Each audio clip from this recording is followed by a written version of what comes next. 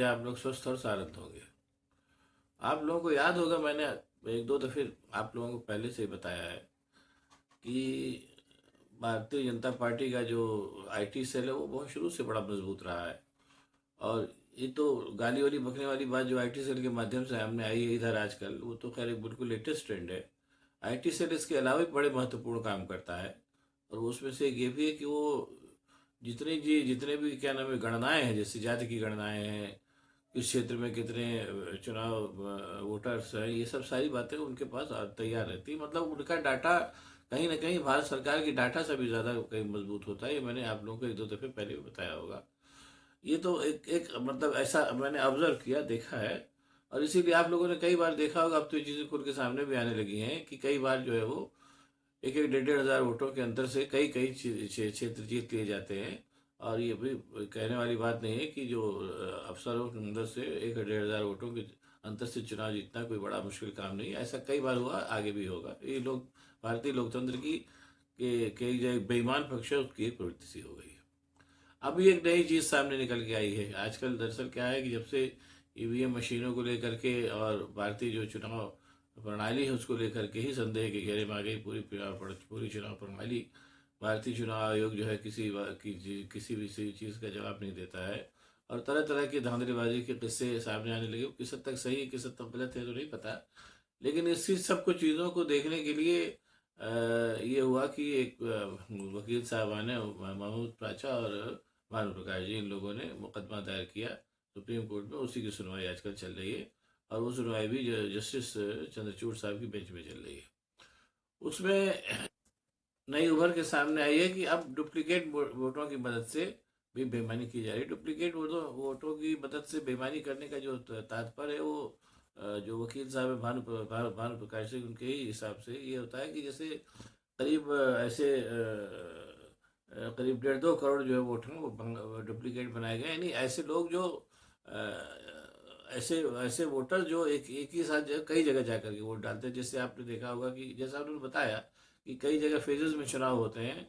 और पता चला कि वही वही वही क्या नाम है वोट जो है इस जगह पर भी है, वही वोट उस जगह पर भी है, वही वही वोटर्स उस जगह पर भी है, और वही वोटर्स चौथे जगह पर भी है। उनको सबको जो है फेजेस में ले जा करके उनसे वोट डलवा दिए जाते हैं।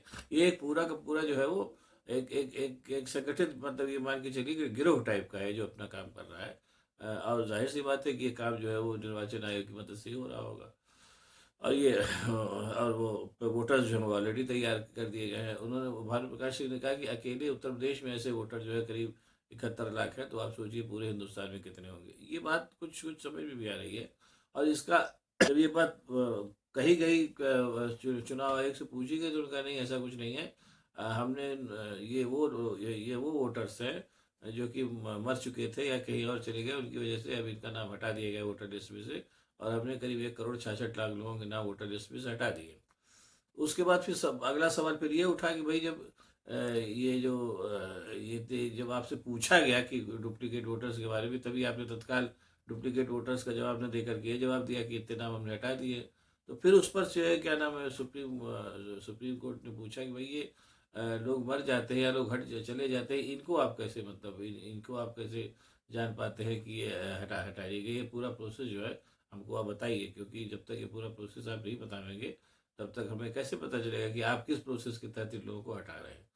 और उसमें जब ये मुकदमा दायर हुआ, वो क्या नाम है, ये मुकदमा दायर करने के बाद बात हुई तो ये सारे जो डुप्लीकेट वोटर्स वाला जो सवाल था, और जो ये वकील जो कैसे नाम हटाए जाते हैं, कैसे जोड़े जाते हैं, ये पूरा का पूरा जो सवाल, जो सारे सवाल थे, ये सारे के सारे सवाल जो थे वो जो वकील साहबान जिन्होंने मुकदमे दायर किए हैं, पहले उन्होंने चुनाव आयोग से पूछे। चुनाव आयोग ने उनके द्वारा कई बार पूछे जाने पर भी जब कोई जवाब नहीं दिया, तब फिर ये मुकदमा उन्होंने सीधे सुप्रीम कोर्ट में दाखिल किया, जहाँ आजकल सुनवाई चल रही है।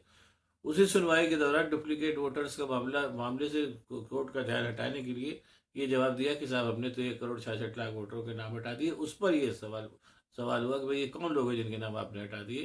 तो उन्होंने कहा नहीं, ये लोग तो मर चुके हैं। तो उस पर फिर सुप्रीम कोर्ट ने कहा कि ये लोग आप कैसे जानते हैं कि कौन लोग मर गए और उनका नाम कैसे हटाते हैं। और ये क्या नाम है, जो लोग हट गए हैं उनके सबके नाम जो है वो पूरा ब्यौरा हमको दीजिए, ताकि हम जान सकें कि आप जिस तरीके से नाम हटा रहे हैं वो प्रोसेस क्या है। तो उससे हम फिर बाद में देखेंगे ये कैसे लोग हैं, कैसे इनके नाम हटाए गए, यहीं पे फिलहाल बात आकर के उठी। अब यहीं पर एक चीज़ बहुत साफ साफ सामने आती है, मैंने पहले भी बताया था, वो जो मुकदमा उसकी वजह से संज्ञान में से चीज़ें सामने आ भी रही हैं कि कहीं ना कहीं जब से ये ये सरकार आई है, जैसी चीज़ें सामने आ रही हैं, ये तो फैक्ट क्या है, ये तो फैसले के बाद ही आएगा। जब मामला सुप्रीम कोर्ट में चला ही गया है तो फिर फैसला भी आएगा ही आएगा। कहीं कहीं ना कहीं जब से मोदी सरकार आई है तब से हर हर जितनी भी संस्थाएं हैं उनमें सब में कहीं ना कहीं से गड़बड़ की आशंकाएं आ रही हैं। जैसे ये बताया, जैसे अभी आजकल ये भी बताया कि अभी डुप्लीकेट वोटर्स वाली बात जो है ये उजड़ के सामने आई, और कहीं ना कहीं जो परिणाम सामने आते हैं उसके बाद फिर लगता भी है कि शायद ये सब सारी बातें सही भी हो सकती है। क्योंकि जैसे अगर ये डुप्लीकेट वोटर्स वाली बात ही ना होती तो जब उनसे पूछा गया था कि जब निर्वाचन आयोग से ही पूछा वकील लोगों ने मुकदमा दायर करने के पहले कि आप ये सब क्या करें, तो उनको जवाब दे देते। कोई जवाब नहीं दिया, एकदम चुप्पी साधे रखी। और जब सुप्रीम कोर्ट में मुकदमा पहुंचा तो उसका सुप्रीम कोर्ट डुप्लीकेट वोटर से उनका ध्यान हटाने के लिए सुप्रीम कोर्ट में कहा गया कि हमने 1 करोड़ 66 लाख वोटर्स के नाम ही हटा दिए हैं।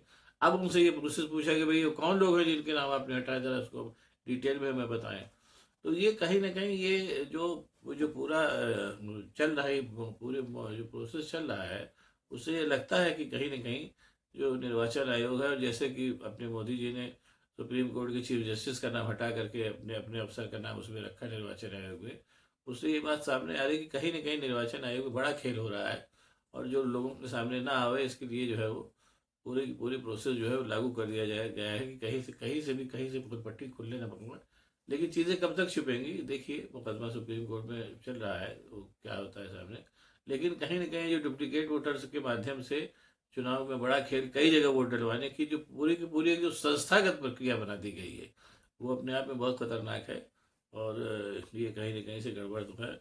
और इसमें मैं बहुत बहुत पहले से कह रहा हूँ कि चुनाव आयोग, तो मैं अभी कह रहा हूँ, उसके पहले मैंने कहा है कि छोटे छोटे जो जहाँ ऐसे तमाम जो चुनाव क्षेत्र है जहाँ पर 1000 2000 के वोट के माध्यम से चुनाव हारा जीता जा रहा है, उसको उस प्रोसेस को लेकर के भारतीय जनता पार्टी आज से नहीं 20 साल से कॉन्शियस है।